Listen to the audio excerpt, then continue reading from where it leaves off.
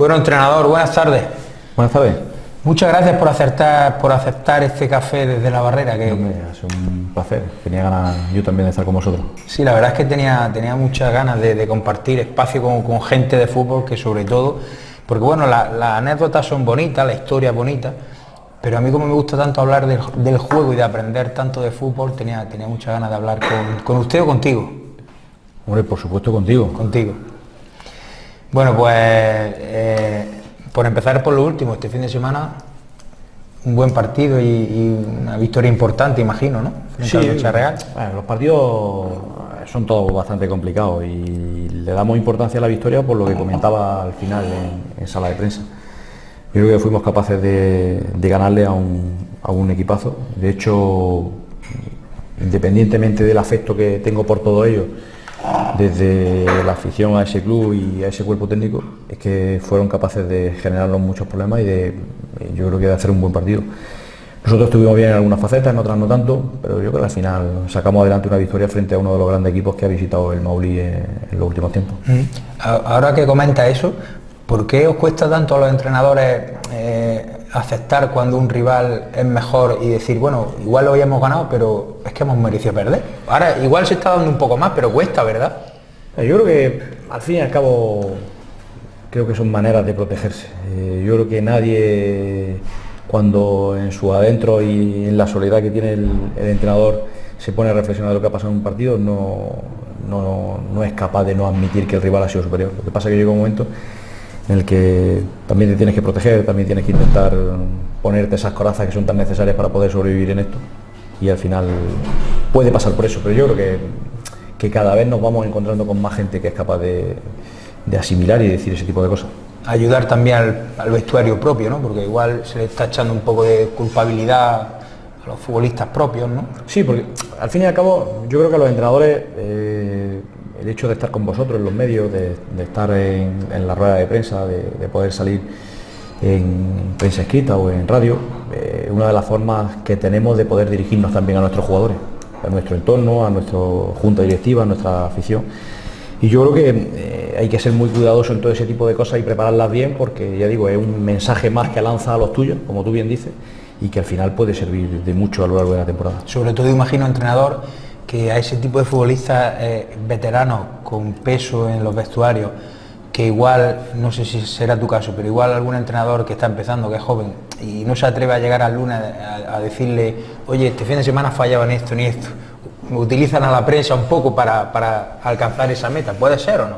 ¿Cuesta decirle a un futbolista veterano, oye, tú te has equivocado el domingo? Yo creo que cuesta decírselo a todo el mundo, porque juzgar a la gente no creo que sea plato de buen gusto ni para el que lo hace ni para el que recibe la crítica, porque al final siempre hablamos, es que si la crítica es constructiva es positiva ya, pero a nadie le gusta que le juzguen su trabajo. Pero yo creo que si la evaluación se hace desde, ahora lo digo un poco por formación profesional, ¿no? Porque me dedico al tema de la enseñanza, pero si se hace desde el punto de vista más formativo, desde esa sensibilidad que tiene que tener la evaluación de intentar corregir y de no dañar, pues yo creo que se le puede decir al veterano y se le puede decir al joven. Lo que pasa es que hay que intentar utilizar procedimientos y teclas, como se suele decir, distintas para poder llegar a uno a otro. Porque, ya digo, no es fácil decirle a alguien que ha hecho mal las cosas. Y en grupo imagino que menos, claro. No, sobre todo porque hay gente que necesita que la conversación más dolorosa, si me lo permite, tenga que ser un escenario distinto al colectivo. Es decir, yo creo que el colectivo hay que utilizarlo mucho para reforzar la idea y para intentar que la gente no conculque las normas generales, pero luego todo lo que tiene que ver con el proceso de corrección más individual creo que hay que hacerlo en un ambiente mucho más íntimo, no tan a la ligera delante de todo el mundo. Aibar invierte mucho tiempo en esas conversaciones individuales con sus futbolistas a lo largo de la semana. Lo que pasa es que no son conversaciones de despacho, en el sentido de vestuario de entrenador. Yo creo que en el campo se pueden decir muchas cosas, se pueden pasar por el lado del jugador, a veces una palabra, a veces una frase, otra vez al final de la sesión de entrenamiento. Pero sí que nos gusta, tanto al cuerpo técnico como a mí, intentar incluso ir diseñando a lo largo de la semana a qué tipo de jugador le tenemos que hacer llegar ese mensaje.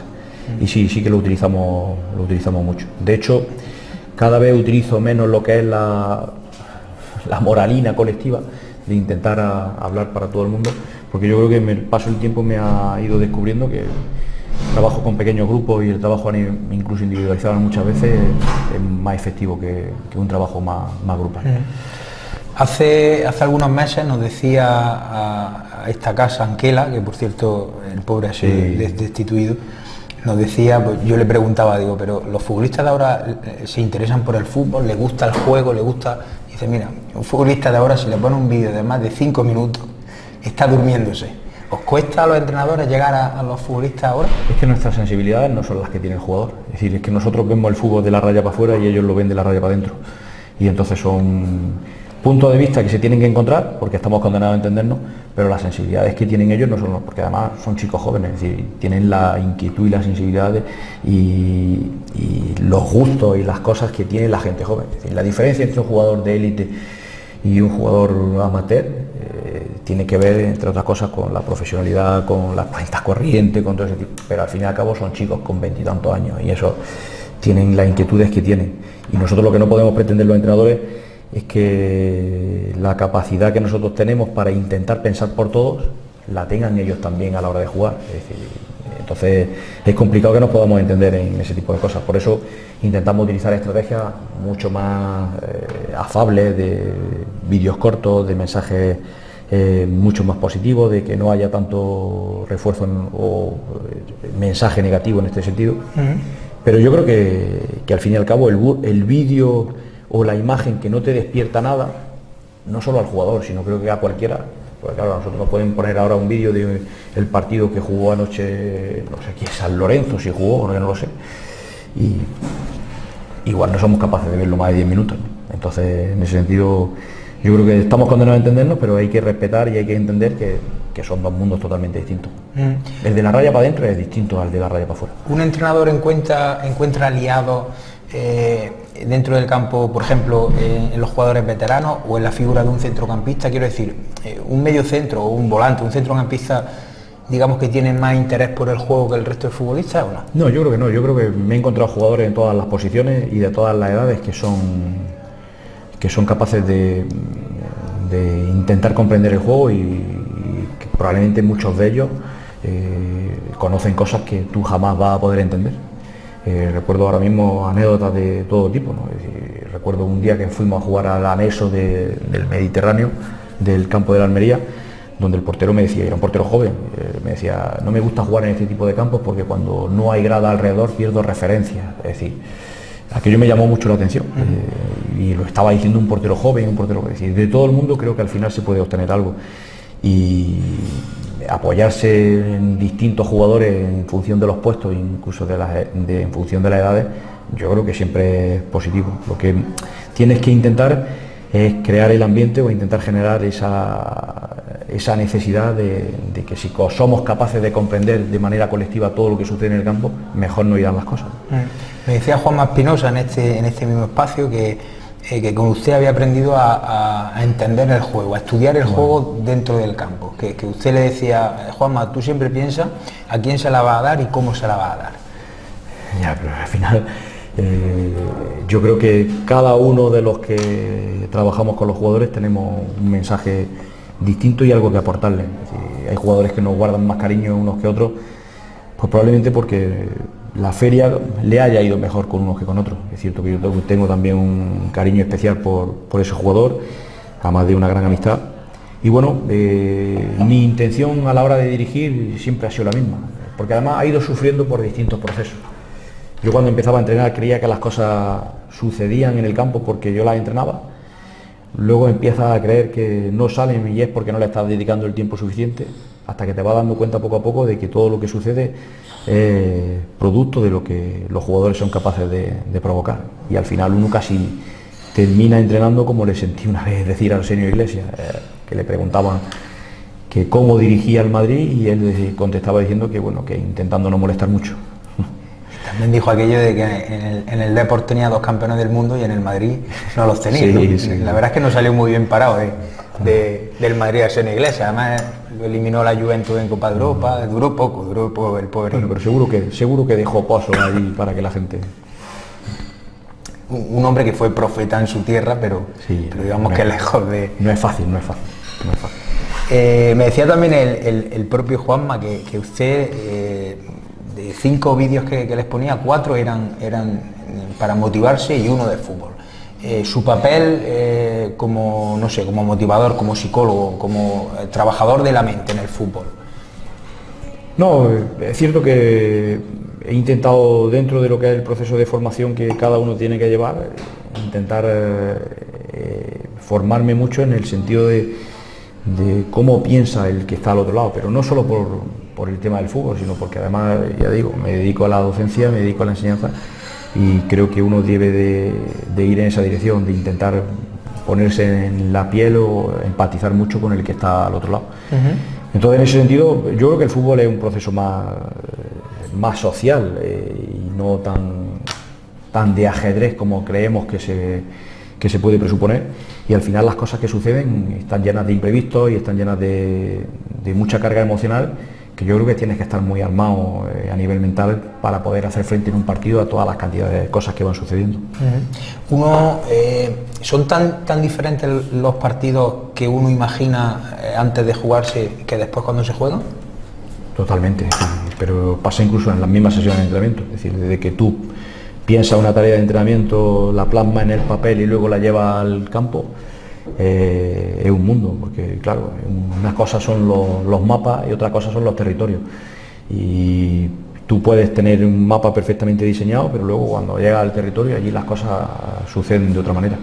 Es cierto que tú puedes llevar tu plan de partido, tú puedes llevar tu preparación de todo lo que va a suceder, pero luego suceden miles de cosas que son imprevistas y a veces un acoso mal que viene por un desequilibrio a nivel motriz y pasa del equipo de estar organizado a tenerse que organizar, ¿vale? Y un mal pase en primera construcción pasa de que tu equipo está atacando a que en ese momento tienes que empezar con la fase de organización defensiva. Al final pasan miles de cosas que tú eres incapaz de decir. Yo muchas veces cuando hablamos los entrenadores no estamos preparando el partido, ¿no? Estamos pensando en cosas que pueden suceder. Preparar un partido en un porcentaje alto, yo creo que son cosas casi imposibles.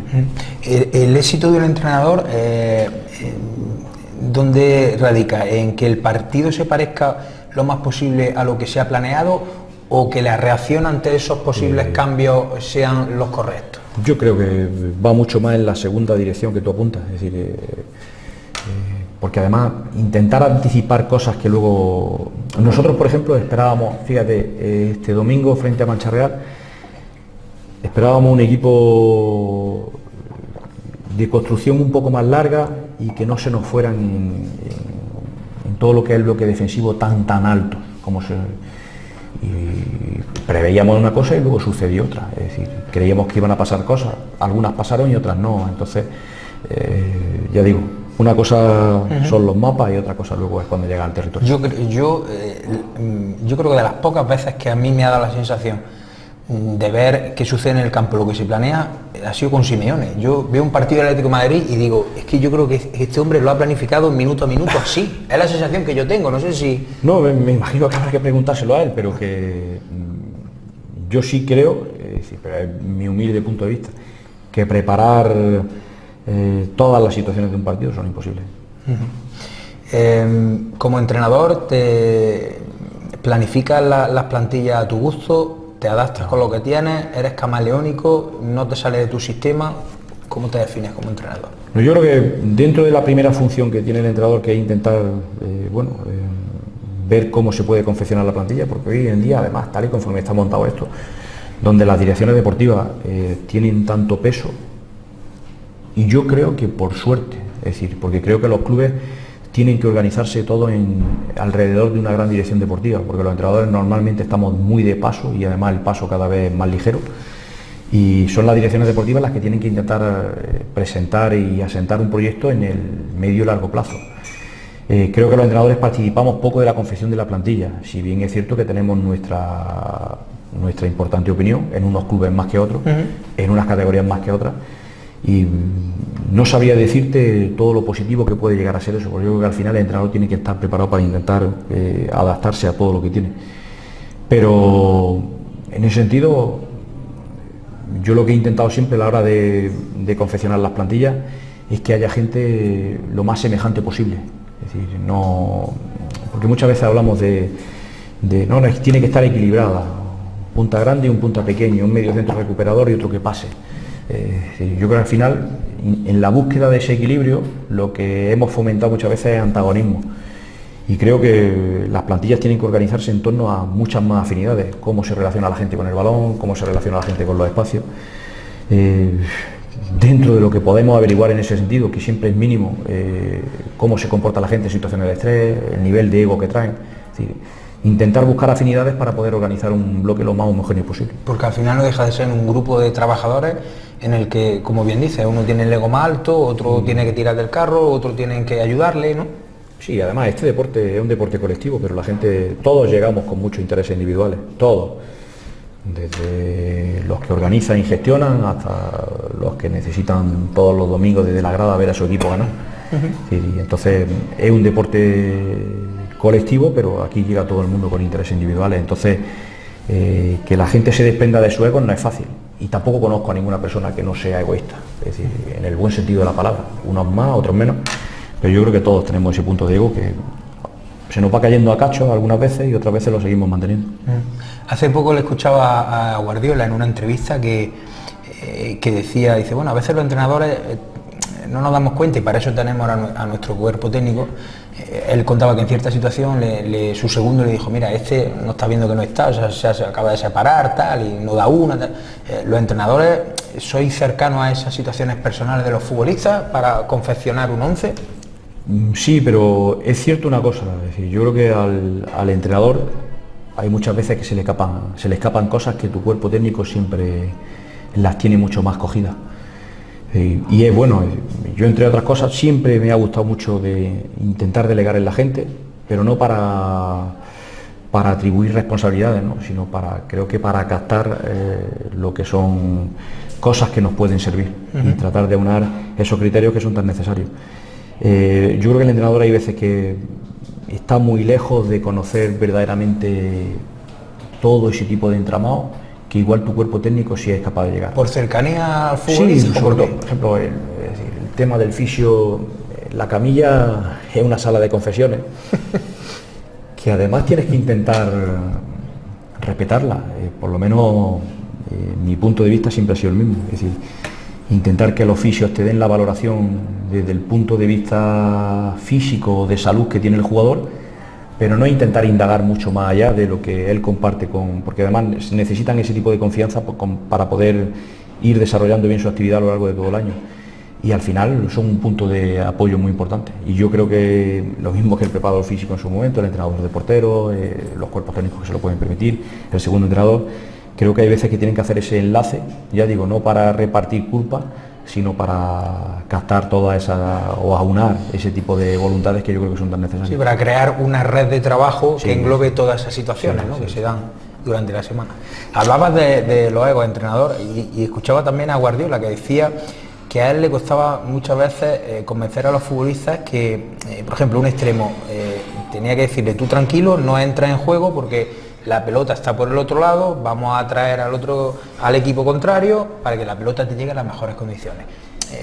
Cuesta convencer a un futbolista cuando hay que decirle, no, tu papel es este y no puedes ser protagonista durante todos los minutos. Sí, lo que pasa es que en ese convencimiento yo creo que intervienen tantos factores. Seguramente Guardiola es capaz de convencer a su gente mucho antes que lo podamos hacer otros. Entonces, eso es un factor que yo creo que es importante, que la gente perciba que el entrenador le puede ayudar más que perjudicar. Eso ya genera un plus que igual otros no lo tenemos. Pero en esa línea yo creo que a la gente hay que intentar convencerla desde poner muchas cosas al servicio de que ellos van a ser capaces de rendir bien sus capacidades. Y porque imponer las funciones, el jugador normalmente trae cosas incorporadas a su mochila y en su bagaje, que vienen de otro tipo de experiencia y de mucho tiempo haciendo cosas que igual le han ido bien y que a ti no te van a funcionar. Entonces yo creo que el verdadero secreto de todo esto está en que el entrenador sea capaz de percibir qué es lo que mejor sabe hacer cada uno y crear esa sinergia a la hora de jugar donde las capacidades, las máximas potencialidades de cada uno se pongan al servicio de todo esto. Porque intentar convencer al jugador de algo para lo que no está preparado, yo creo que es bastante complicado. Lo que sí es cierto que llega un momento en el que hay cosas y momentos del juego en el que la imposición de las normas, de lo que creemos que es mejor para el colectivo, tiene que estar muy por encima de todo lo que tiene que ver con esa creatividad, si me lo permite de alguna manera, que creo que hay que también dejar al jugador. Ya que estamos recordando a entrenadores que son importantes, recuerdo también una frase de Capa que decía que la base del fútbol está en el engaño, tanto en el juego, para, como decíamos antes, atraer por un lado para acabar por el otro, como en el mismo regate, ¿no? El amago para salir por un lado cuando parece que vas por el otro. ¿El engaño es la base del fútbol? Bueno, yo creo que, mira, yo siempre he sentido a Juan Antón, profesor de la Universidad de Granada de balonmano, y lo que le he leído y lo que le he escuchado, decir que la intención táctica individual es un cálculo de probabilidad, es decir, lo que hace el jugador en el campo, que él calcula la probabilidad totalmente subjetivada de algo que va a suceder. Entonces, si ese es su principal o su principio de actuación, intentar esconder hasta el final qué es lo que va a hacer para que el contrario tenga una respuesta tardía o no tenga una respuesta inmediata, o no le pueda anticipar lo que va a suceder, yo creo que forma parte de una de las máximas esencias del juego. No sé si Capa se referiría a eso en concreto, pero lo que sí creo que intentar no demostrar las cosas para que el contrario no tenga ese hábito perceptivo, que no pueda anticipar ese tipo de situaciones, yo creo que son muy necesarias en las actuaciones individuales. Levantar las cartas lo más tarde posible, sí, ¿no? Creo que por ahí van un poco las cosas. Entrenador, no me has dicho todavía por qué te haces entrenador, lo primero. ¿Qué le llama? Porque jugábamos mal. Sí, como muchos entrenadores, ¿no? Como muchos, jugábamos mal y queríamos seguir en esto. Lo que pasa es que para quedar bien muchos dicen, no, se despertó pronto. No. A ver, es cierto que a mí me ha gustado siempre mucho todo lo que era la educación física y todo lo que era intentar dirigir y de hecho también llega un momento en el que yo creo que me decido a ir más a la facultad porque quería prepararme bien para poder entrenar y luego poco a poco también me he ido encontrando con la vocación de la docencia, que yo creo que es algo importante también en mi vida. A ver, yo tuve un recorrido muy corto como jugador y me seguía gustando tanto el fútbol que una de las formas de seguir ligado a esto era ello, pero ya digo, también tenía otras inquietudes relacionadas con la educación física. Cuando empiezas a ser entrenador es inevitable tener unos referentes, una idea de fútbol. ¿En quién te fijas o quién te llama la atención? Bueno, pues yo creo que mucha gente, yo creo que no nombrar a uno solo, creo que vas cogiendo cosas de mucha gente. De hecho, casi siempre lo digo a todos los sitios donde voy, que la gran mayoría de cosas de las que uno puede ir aportando es porque la ha ido viendo y la ha ido copiando y la ha ido recopilando de otros. Pero yo tengo referentes muy próximos en gente que ha trabajado conmigo cuando yo era pequeño jugando al fútbol, es decir, gente que unos ya no están porque no viven, otros que... porque esa gente verdaderamente sí que ha tenido un valor importante en todo lo que tiene que ver con el proceso de formación de cada uno de los chicos que hoy en día pueden incluso estar en primera división. Entonces yo creo que los referentes muchas veces los tenemos más cercanos, los tenemos más próximos en gente que nos ha ayudado en esos primeros pasos que en intentar buscar algo que ha idealizado con el paso del tiempo y normalmente lo ha idealizado casi siempre por los buenos resultados. Por los buenos resultados y también porque somos mucho más jóvenes, ¿no? Porque nos parece, con 12 o 13 años te parecen todos héroes, sí. Y cuando pasa el tiempo pues... Y normalmente ansiamos tener las cosas que ellos tienen. Exactamente. Yo creo que eso nos ayuda mucho a tener esos ideales. Intento no apartar mi recuerdo de todo aquel que te ayudó en los primeros pasos. Yo como aficionado madridista, porque tengo que decirlo que soy madridista, yo veía el Milan... No, ¿verdad? No. Veía al Milan de Xhaka como superhombre, parecía que estaba Batman, Superman, luego, bueno, te pones a ver, sí, ganaron 2 Copas de Europa, pero Xhaka ganó solo una liga con el Milan, quiero decir, que al final todos los equipos tienen también su lado negativo. Sí, pero con respecto a lo que estás diciendo, decir, creo que nos pasa casi todo. Creo que idealizamos mucho a la gente o a los equipos por lo conseguido o por lo que han obtenido, y hay muchas veces que se nos escapan lo que han merecido. Es decir, ese equipo yo creo que cambió muchas cosas en el fútbol, y había equipos, había entrenadores y había jugadores que han sido capaces de no ganar tanto, pero sí haber aportado mucho a este deporte. Entonces yo creo que no debemos de caer muchas veces... La Holanda de Cruyff, ¿no? Por ejemplo. No debemos de caer muchas veces en el error de intentar valorar a la gente solamente por lo que obtiene, por lo que consigue, y no por lo que merece o por lo que ha sido capaz de hacer. Entrenador, ¿quién o qué equipo, qué entrenador o qué época ha sido la que más ha revolucionado el fútbol? La Holanda de Cruyff, la Alemania también de los 70 que gana Eurocopa, gana Mundial, bueno, no lo sé. Milán de Xhaka. No lo sé con los grandes cambios que ha habido, porque las primeras grandes revoluciones yo creo que vienen a raíz de las primeras modificaciones del reglamento, y ahí hubo equipos, habla la gente, yo no lo he visto, pero habla de los que has podido leer, de un Uruguay que hubo, de una Hungría, es decir, yo creo que ha habido equipos que han ido aportando muchas cosas al fútbol. Y en los últimos tiempos pues todos sabemos que ha habido equipos, que ha habido entrenadores que han aportado mucho a este deporte, y creo que los demás tenemos que intentar hacer un esfuerzo por ver cómo se han ido dando todas esas transformaciones, ver qué ha aportado y ver qué podemos sacar de uno de todas ellas, porque al final creo que la gran mayoría de veces nos hemos limitado a ser muy miméticos, es decir, a imitar. Al final hay un tío que coge y pone a los dos centrales cerca del portero, y resulta que ahora los ponemos todos cerca del portero, cuando igual no tienes receptores por delante, o no eres capaz de tener gente que salga con el balón o no eres capaz de tener gente que se sujete en otro sitio, o después de la pérdida igual hay gente muy dispersa que no es capaz de juntarse. Y lo que ha intentado copiar de alguien igual no sale porque ni tiene esa capacidad, ni tiene ese momento y esa estructura para poderlo hacer. Entonces yo creo que el fútbol necesita un estudio y una reflexión mucho más profunda de intentar copiar modelos que solo le funcionan a algunos y a los demás no tienen por qué hacerlo. Porque además eso claro, y eso luego ha derivado en el debate, ¿no? Que el tiki-taka, que el juego de posesión, que el juego de...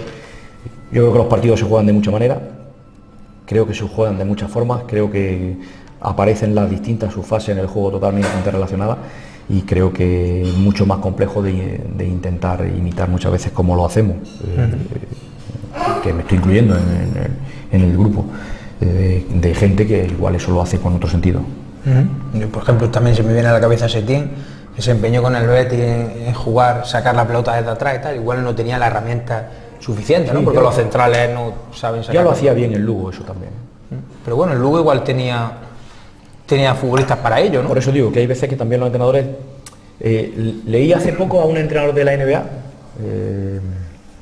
comentar que en una charla que tenía junto con Ettore Messina, que uno de los valores más importantes que tenía que tener el entrenador en la toma de decisiones era saber desistir cuando los procesos estaban agotados y necesitaban una transformación, o cuando necesitaban seguir mejorándolo. Es decir, que tu cabezonería no te llevara al fracaso, pero que tu precipitación tampoco te lleve a intentar cargarte las cosas antes de darle el tiempo necesario. Aquello de yo muero con mi idea, ¿no? Que nunca he entendido, ¿no? Porque si vas a morir, ¿para qué quieres? Tampoco, no tiene mucho sentido. Lo que hay que intentar es no morir. Claro, lo que hay que intentar es no morir, ¿no? No morir con tu idea, porque parece absurdo, ¿no? No, sobre todo porque además tampoco sabes si tu idea tiene una certeza tan evidente como para seguir prolongándola tanto tiempo, ¿no?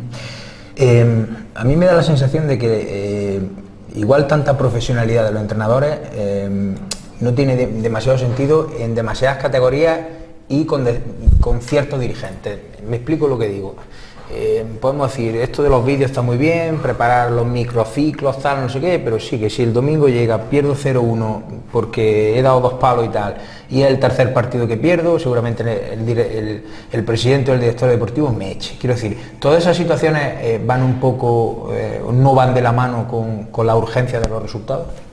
Yo creo que la urgencia de los resultados es la urgencia social que tenemos hoy en día por todo, y el fútbol no se va a escapar a eso.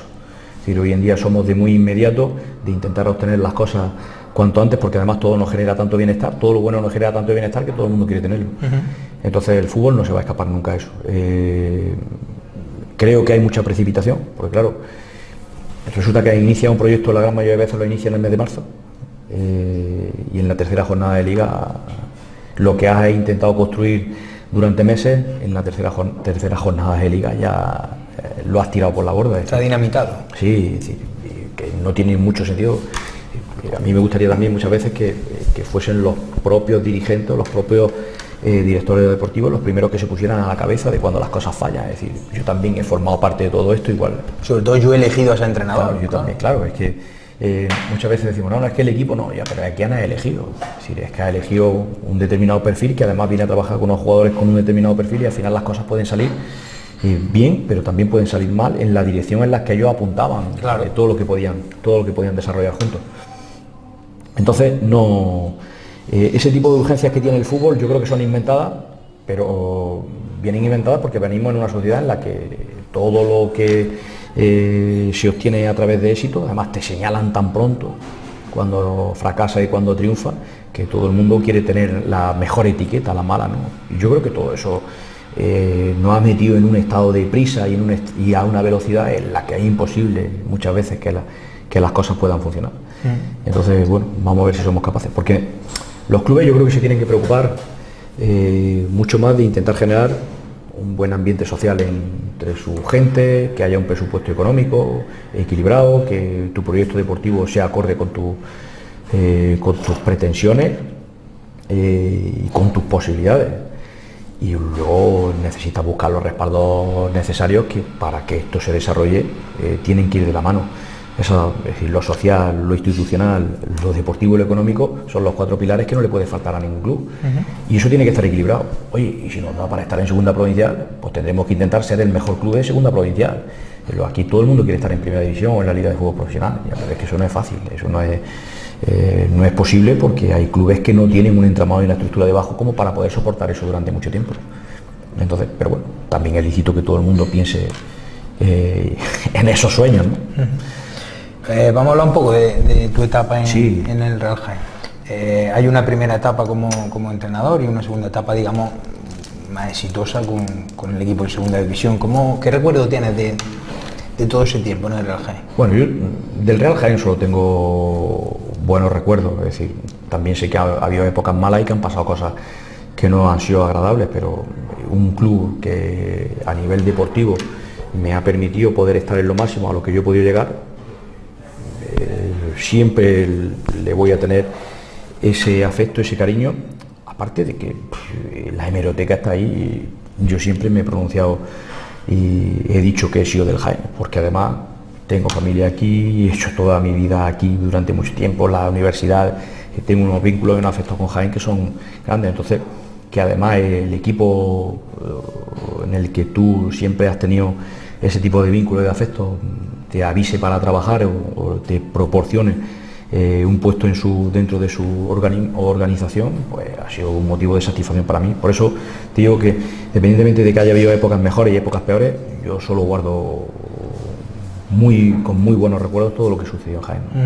¿Cómo era esa relación con Manolo Herrero, en la que él era el entrenador, pero incluso hay entrenamientos, hay partidos célebres, que baja al césped también? ¿Cómo manteníais esa relación? Bueno, con aquello se especuló mucho. Es decir, yo con Manolo tengo una buena relación y la sigo manteniendo. Es decir, nos hablamos a diario, pero sí hablamos de vez en cuando. Todo lo que hicimos juntos fue porque queríamos hacerlo. No hubo ningún tipo de imposición, ni hubo nada que uno no quisiera del otro. Al final el club también tenía sus necesidades, teníamos que intentar compaginar el cargo de segundo entrenador, el cargo de la dirección deportiva, pero Manolo ha actuado siempre con total independencia en todo lo que ha tenido que hacer y no ha tenido ningún tipo de intromisión por mi parte, y yo creo que le he facilitado siempre todo el respaldo necesario para que él pudiera hacer su trabajo de manera tranquila.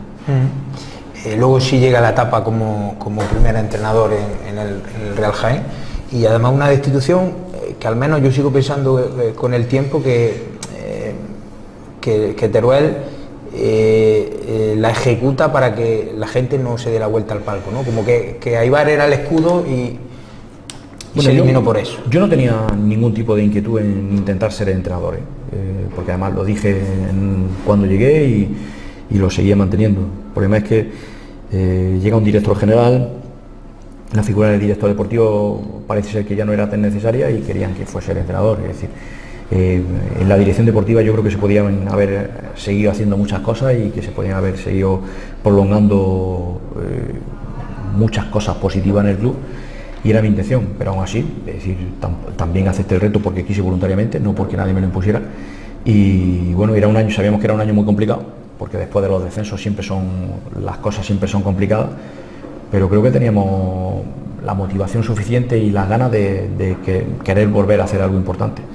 Y ahí es donde yo creo que se cometen errores, es decir, se cometen errores porque yo creo que nos podíamos haber equilibrado a nivel económico mucho más, no teníamos por qué haber hecho una plantilla para volver a intentar ascender, porque eso suele ser muy complicado. Teníamos que volver a haber rearmado de otra manera la cantera, teníamos que haber vuelto a tirar de más gente próxima. También es cierto que el fútbol provincial en ese momento no estaba en un momento, si me permite la redundancia, álgido, emergente, y tuvimos que hacer otro tipo de cosas.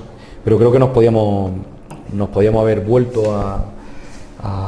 o podíamos haber vuelto a apostar por un equipo con ese perfil medio bajo para intentar volver a estabilizarnos y a ver si hubiésemos sido capaces de, con el paso de los años. Lo que pasa que también es cierto que yo entendía que el dirigente estuviera pues preocupado por no saber qué tiempo nos iba a dar todo el entorno para que eso pudiera haber vuelto a pasar, ¿no? Entonces, bueno, al final pues yo creo que tampoco salió bien, pero creo que le pusimos mucho cariño a todo aquello para que las cosas surgiesen.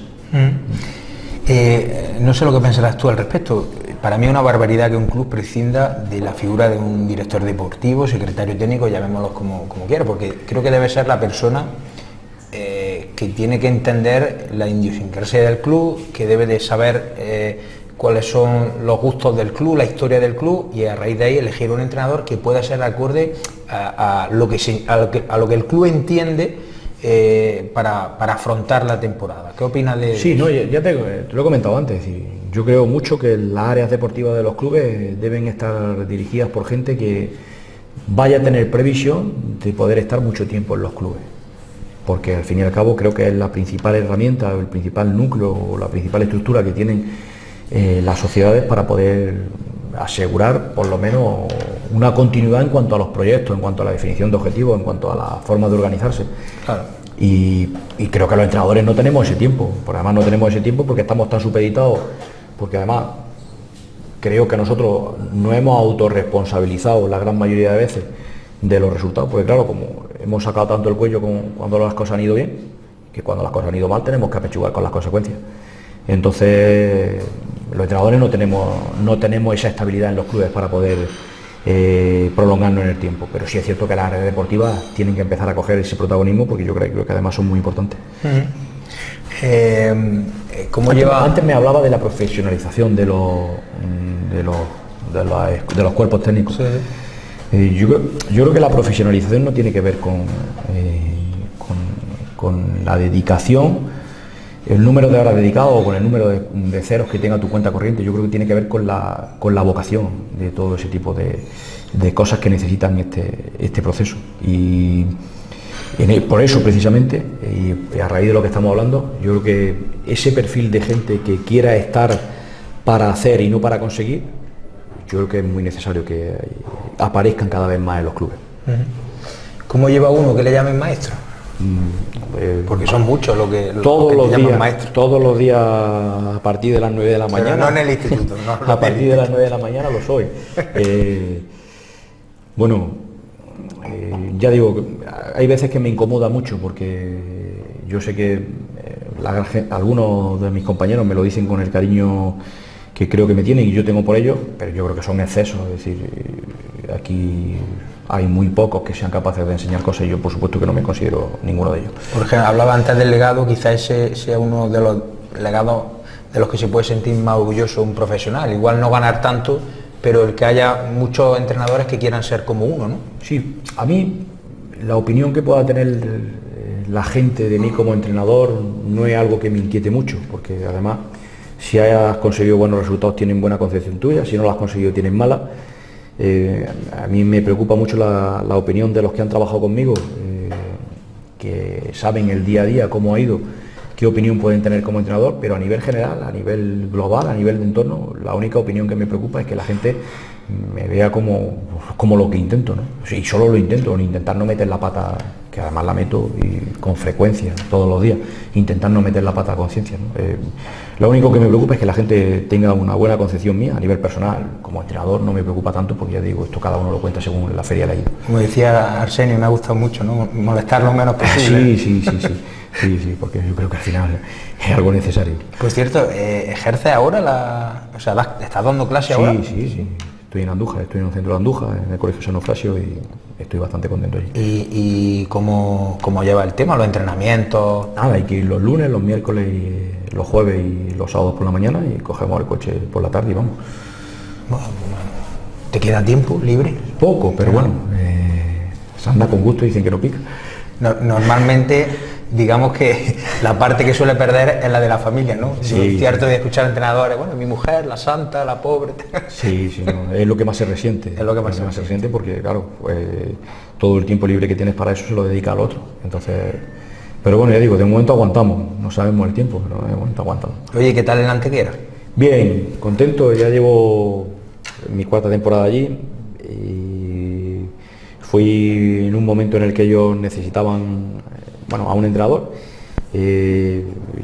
Yo conocía bien a Paco Lara de su paso por el Real Jaén, él por entonces era el director deportivo, y bueno, y me acuerdo de una conversación que tuvimos en Lucena una tarde, que creíamos que aquello iba a ser momentáneo, pues bueno, para salir un poco del paso, y al final, pues fíjate, ya vamos para 4 años y bueno, a ver qué tal se da esta temporada. Imagino que eso, que el tiempo ayudará también a que pueda coger toda tu idea, ¿no? de fútbol, y que al final lo que se te escapa una temporada seguramente lo puedas adaptar a la siguiente. El tiempo, hombre, claro, ayuda, ¿no? Imagino. A medida que van pasando las temporadas, van pasando jugadores distintos y momentos distintos, las cosas se tienen que ir cambiando, se tienen que ir modificando, tienen que ir sufriendo transformaciones.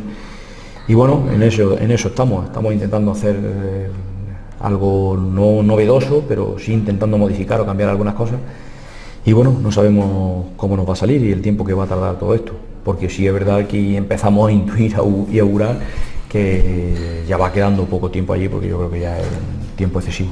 ¿Sí? ¿Pero por tu parte o por...? No, porque yo creo que al final la gente tiene que... renovar ilusiones. Sí, imagino. Tenemos que dejar paso y tenemos que ir a otro sitio, que la gente venga, es decir, creo que es un tiempo prudencial el que llevamos allí como para empezar a pensar que ya no queda mucho. Pero bueno. ¿Has tenido alguna vez la sensación, entrenador, de que eso, como entrenador, no has tenido mucho más que aprender o no? Queda muy bien de decir yo aprendo todos los días, aprendo de mis futbolistas, pero llega un momento en el que dices, bueno, yo ya sé demasiadas cosas, ahora voy a intentar probar cosas diferentes, probar cosas nuevas, o no, se aprende todos los días en realidad. Es que yo creo que todo lo que tiene que ver con el juego, a ver, yo creo que los 3 núcleos de incidencia que tenemos los entrenadores están en todo lo que tiene que ver con el entrenamiento, con el juego y con el proceso de dirección. Es decir, y esos 3 campos son tan amplios que es imposible que tú puedas tener un dominio de todas y cada una de las cosas que se pueden dar en ellos. Es decir, yo creo que muchas veces redundamos en el tópico, pero es que es verdaderamente la realidad. Es decir, aquí esto te sorprende cada día con una cosa distinta, te tienes que adaptar cada día a una situación nueva, es imposible que tú no seas capaz de, sobre todo porque ni nosotros mismos somos la misma persona hoy que ayer, entonces como todo va cambiando y todo se va transformando a diario, es imposible que el proceso de aprendizaje, yo creo que no concluye nunca para nadie, pero en ningún ámbito de la vida.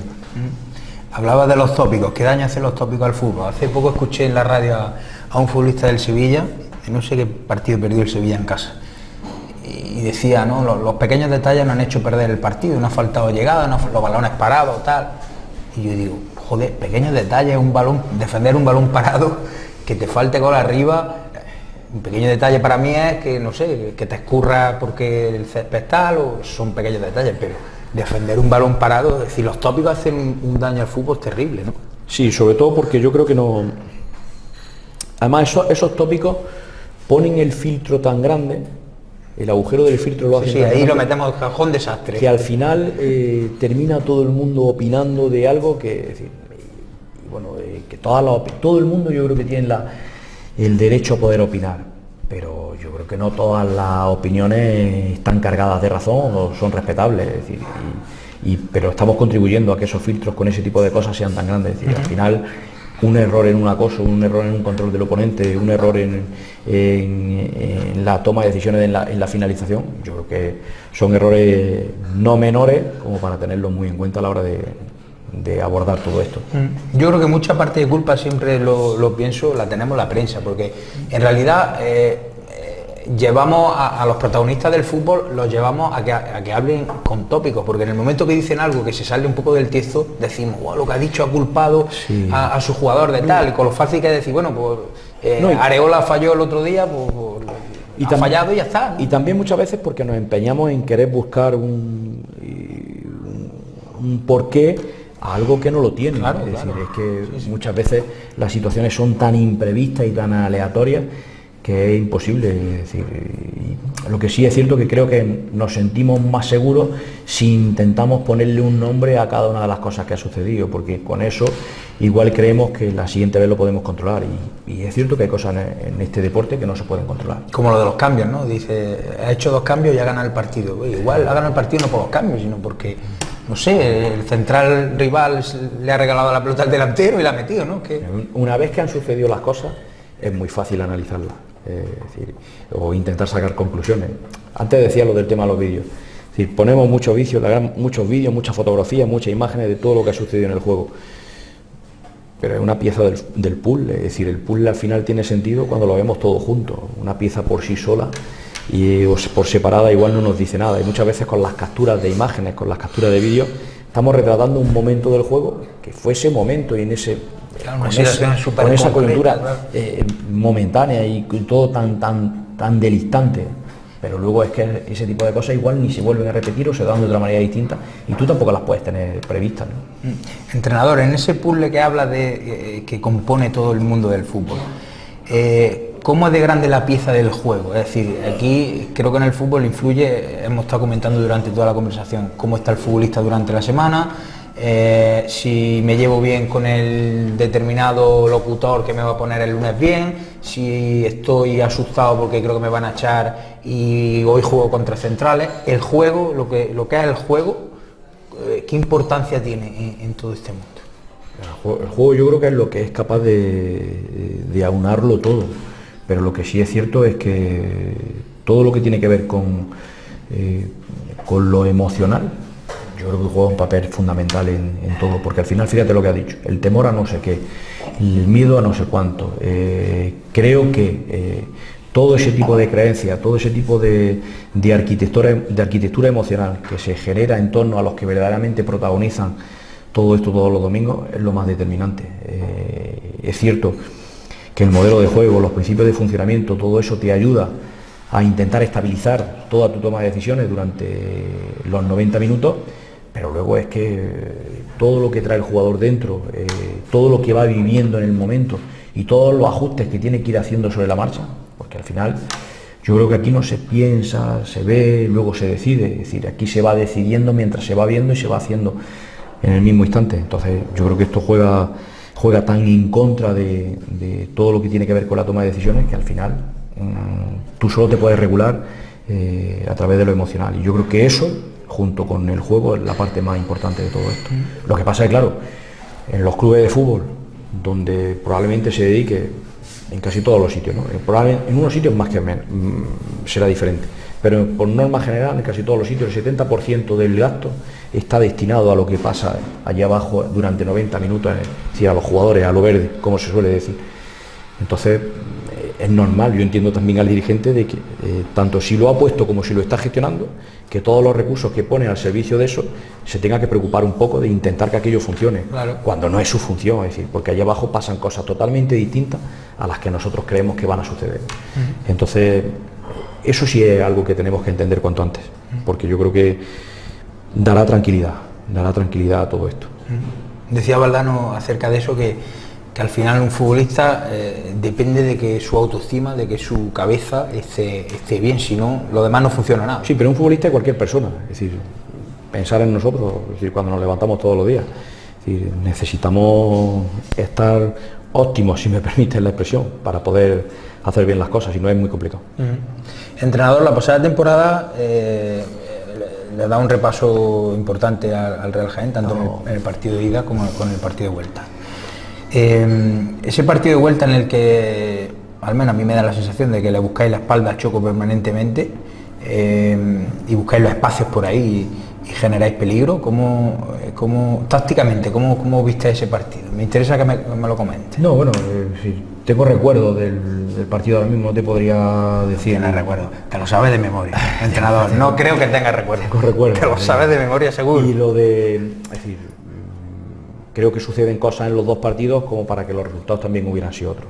Es decir, no estoy muy de acuerdo en el tema del repaso, porque aquí nadie, los entrenadores ninguno nos ganamos a ninguno, que eso está muy dado a decirlo, pero nadie se gana a nadie, porque los entrenadores tenemos otras funciones totalmente distintas a lo que es intentar ganar los partidos. Los partidos se ganan y se pierden por muchas cosas, entre otras cosas porque los jugadores provocan cosas, provocan situaciones. Yo sí es cierto que cuando llegamos, creo que fue en finales de abril, a jugar aquí en el momento en el que andaba el Real Jaén, es decir, venir a la victoria, a discutir la posesión o a intentar tener la iniciativa o someter al rival durante mucho tiempo iba a ser complicado. Entonces, por eso te he dicho antes que los partidos creo que se tienen que jugar de muchas maneras.